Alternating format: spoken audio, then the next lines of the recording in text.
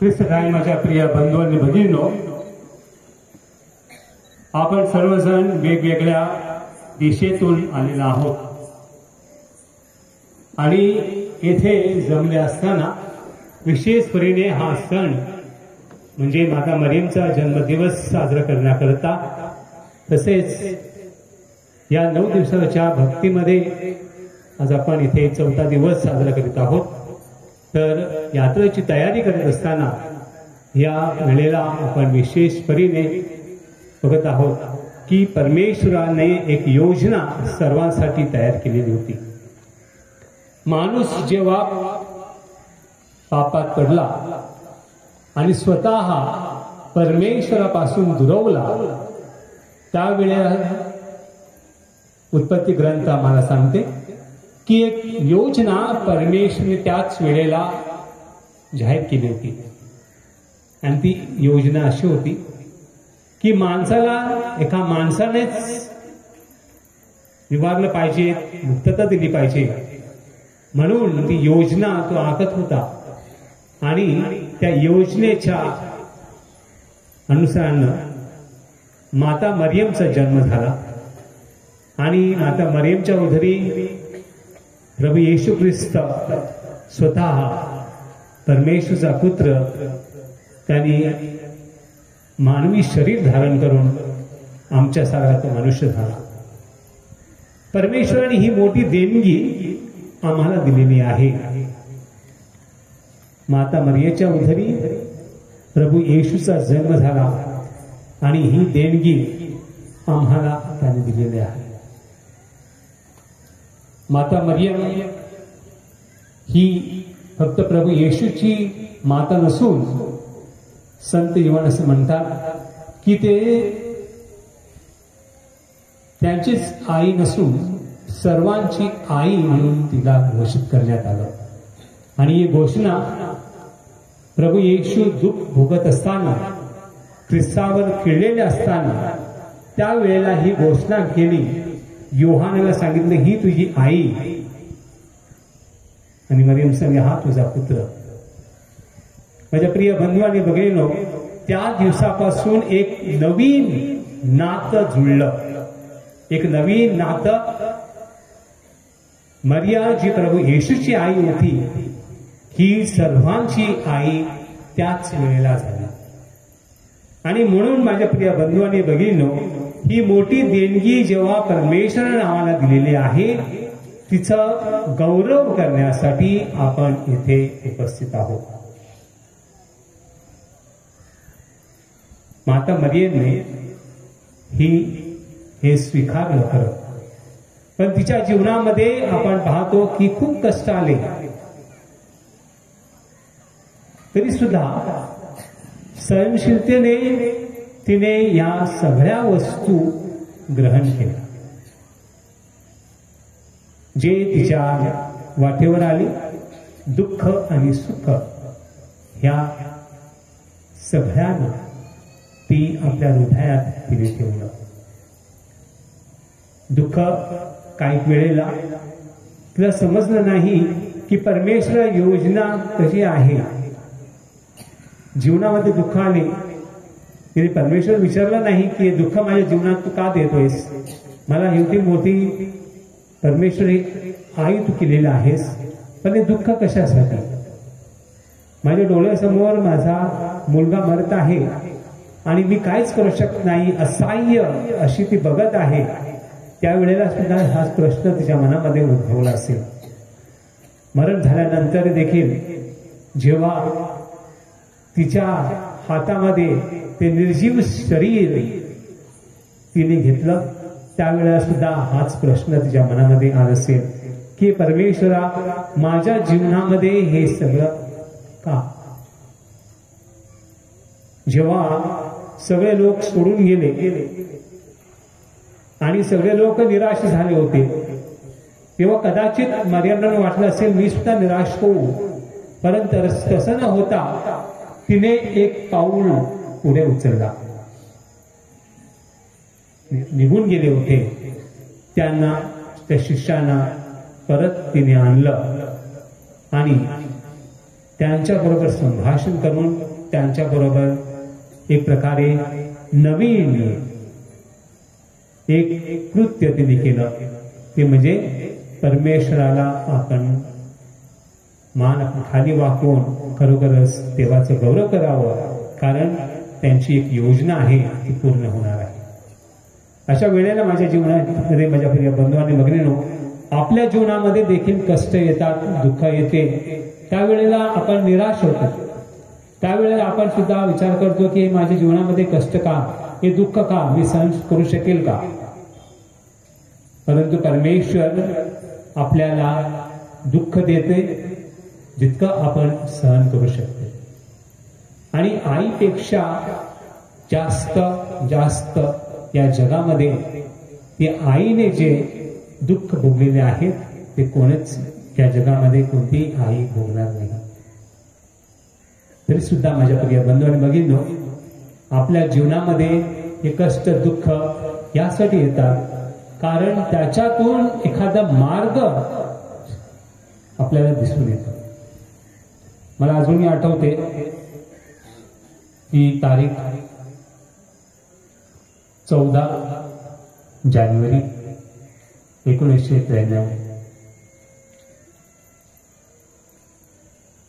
16 तारखेला जानेवारीचा माझं गुरुदीक्षा विधी होती आणि गुरुदीक्षा विधी त्यावेळेला सगळं आयोजन केलं होतं आणि मुंबई शहरामध्ये दंगा फसाद होत होते.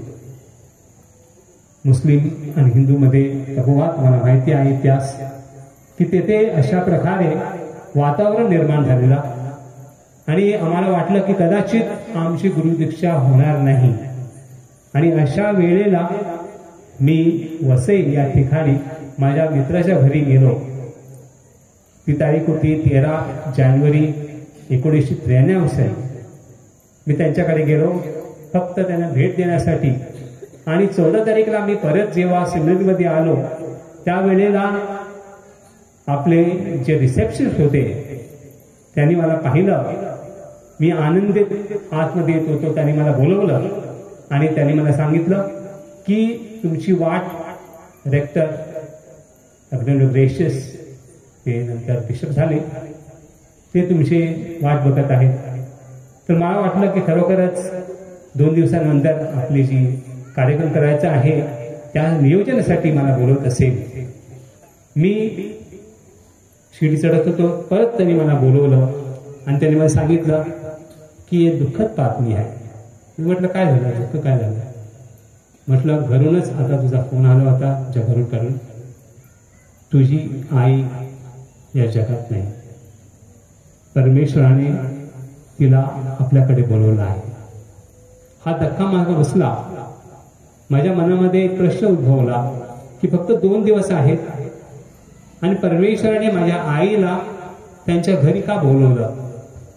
त्यावेळेला माहिती हे तुम्हाला ठाऊक नसेल, पण माझ्या भावनेत तसे निर्माण झाले की असं का होते, परमेश्वराला 2 दिवस थांबता आलं नाही का. अशा दृष्टिकोनातून पाहत होतो की कदाचित त्याच्यामध्ये परमेश्वर काय योजना असेल मला कळण्यास झालं.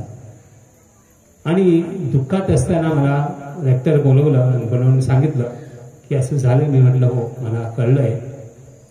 त्यांनी म्हटलं की तुमचं ऑर्डिनेशन तुम्हाला पोस्टपोन करायचं आहे का.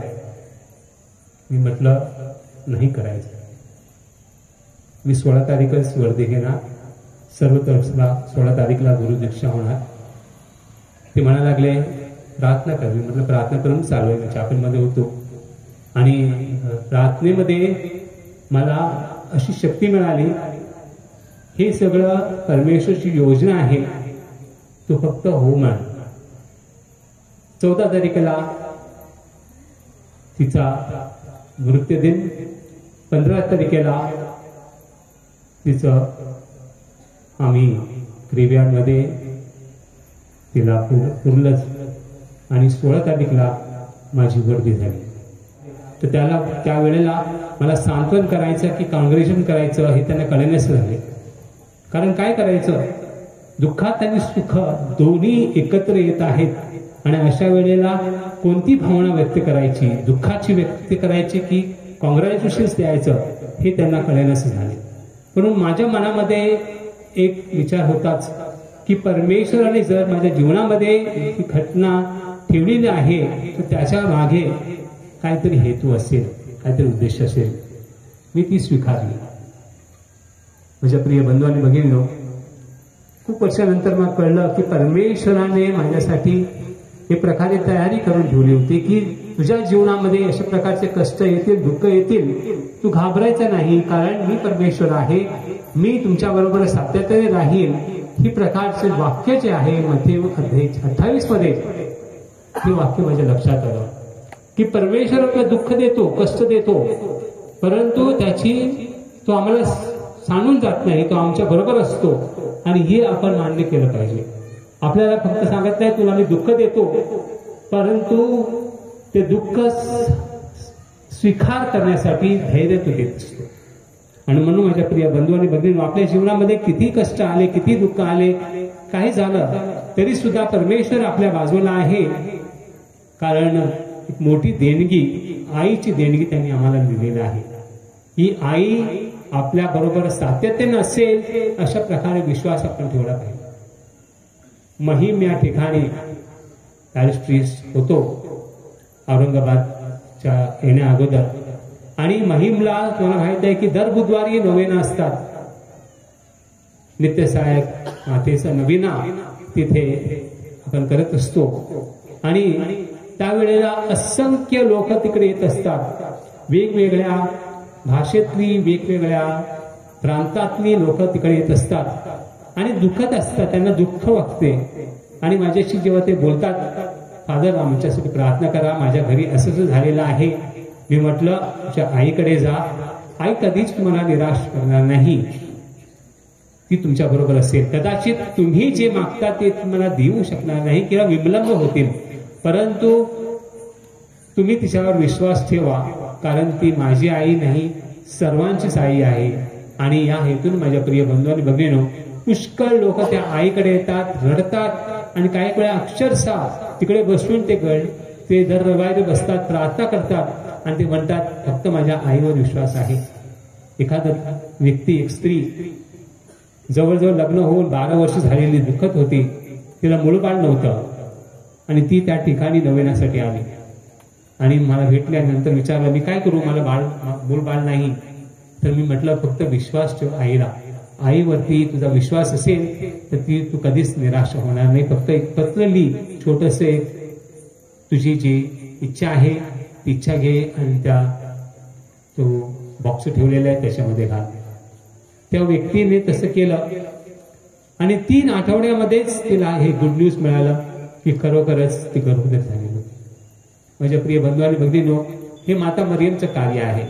माता मरियम आपल्या मुलांना कधी सोडत नाही. जसं आपली आई आपल्याला सोडत नाही, त्याचप्रमाणे जर का जगाला परमेश्वराने त्याची खूप माता मरियम आम्हासाठी आई म्हणून दिलेली आहे, तर आमची आई का आपल्या जगात नसली तरी सुद्धा परमेश्वर आपल्याला माता मरियम देत आहे आणि तिचा जन्मदिवस आज आपण साजरा करीत आहोत. आज विशेष प्रेमे प्रार्थना करूया. आज आपण बालिका दिवस देखील साजरे करत असतो आणि या बालिका दिवस मध्ये आपण पाहतो की या जगामध्ये किती अन्याय होत आहे. छोट्या छोट्या लहान मुलांवर अन्याय होतो, तरुण पिढीवर अन्याय होतो आणि तरी सुद्धा या अन्यायाविरुद्ध आपण लढत असताना त्याचा सामना करण्यासाठी धैर्य आपल्याला परमेश्वर देत आहे. आज विशेष परीने प्रार्थना करूया की परमेश्वराची कृपा आमच्यावर सातत्याने असो. आपल्याला जी आपुलकी आहे, माया आहे माता मरियमवर, तीच माया सातत्याने असो आणि प्रभूच्या सानिध्यात आपण राहू, हीच प्रार्थना आपण यावेळी सगळे त्यांना करूया. आमेन.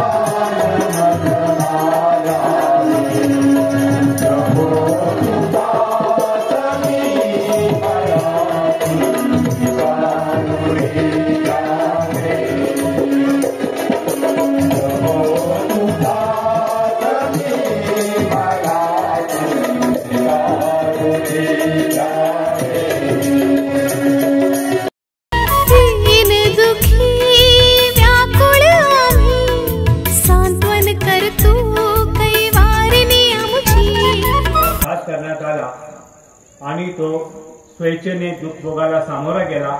तेव्हा त्याने भाकर घेतली, आभार मानून ती मोडली, ती आपल्या शिष्यांना दिली आणि म्हटले, तुम्ही सर्वजण ही घ्या आणि खा, कारण हे माझे शरीर आहे, हे तुमच्यासाठी अर्पिले जाईल.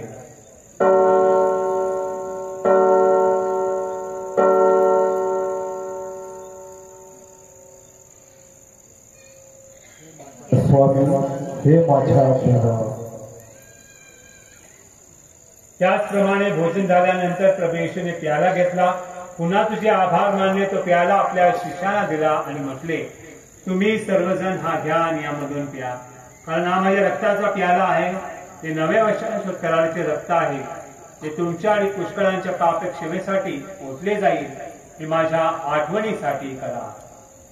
हे माझ्या स्वामी, हे माझ्या देवा.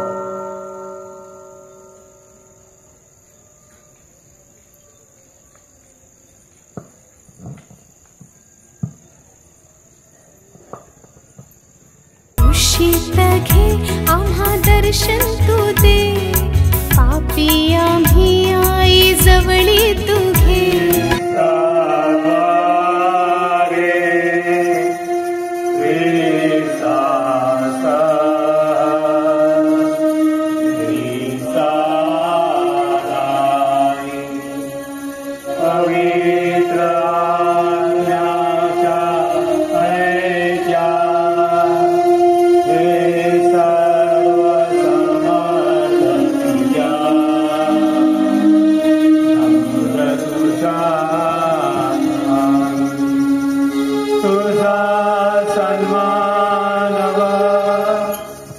तुझा गौरव सदा सर्वदा हो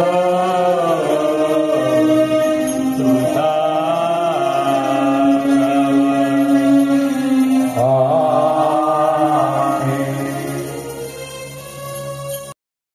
कुशीत घे आम्हा दर्शन तू दे पापी आम्ही आई जवळी तू घे आनंदाचे वरदान दे तिने जगाचा आशा दीप व तानुरा ख्रिस्त याला जन्म दिला आम्हाला आशेचे व मुक्तीचे वरदान दे ही प्रार्थना आम्ही आमच्या प्रभू येशू ख्रिस्ताद्वारे करतो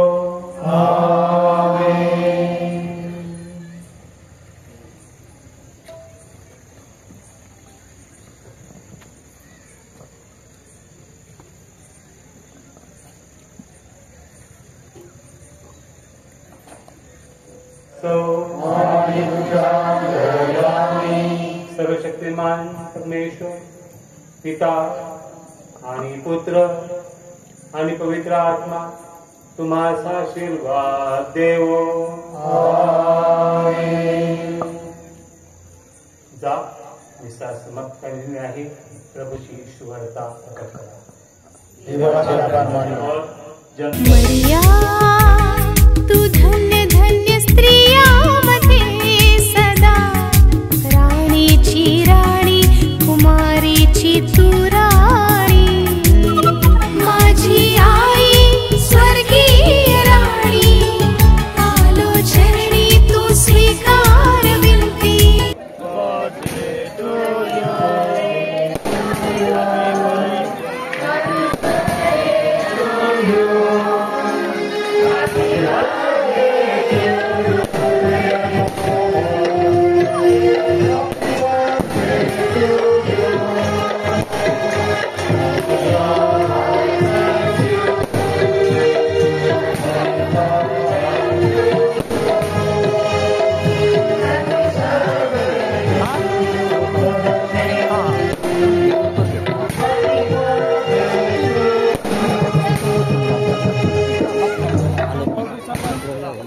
मरिया